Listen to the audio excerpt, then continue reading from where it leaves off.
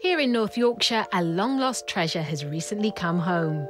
It was won for the people of Malton in a New York auction, with the help of local well-wishers, including Selina Scott. Come with me. It's all very mysterious, Selina. The item's so precious, it's kept here in the cellars of the Talbot Hotel under lock and key. Look what I've got for you. Look at this. And there you are. Wow. Beautiful cover. It's very small. Why is this one so special? This is a rare edition of A Christmas Carol. And there you are, to Mrs. Smithson, from Charles Dickens, April 1844. This was given to the widow of Charles Smithson not long after his burial, when Charles Dickens came to his funeral. And he gave it to her because he wanted to lift her spirits, but he thought a long time about what he should give her. He was so concerned about her. And with this book came a letter. And in the letter, he tells her that he wants her to come and stay with him. He wants to look after her. He offers her his house for a whole year. And he also goes on to say, you know, you've got to believe in God, you've got to trust in him, and you've got to do things. You don't have to kind of think about these things. You've got to do things to make it better. What does it mean to you now that it's here in Malton? I always wanted Malton to make more of its connection with Dickens. And it needed something like this, like a talisman, like a physical manifestation of Dickens's being here in this town. And that's why this is important, because it's the missing piece of the jigsaw puzzle. We now have proof of the depth of feeling that Charles Dickens had for the Smithsons in Malton.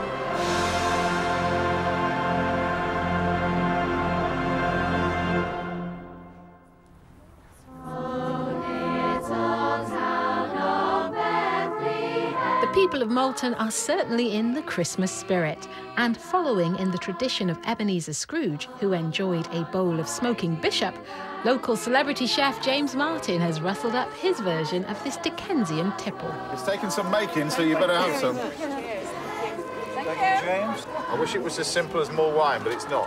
What is it we're smelling? Well, you're smelling mainly the spices. Obviously, you've got mace, you've got nutmeg, ginger.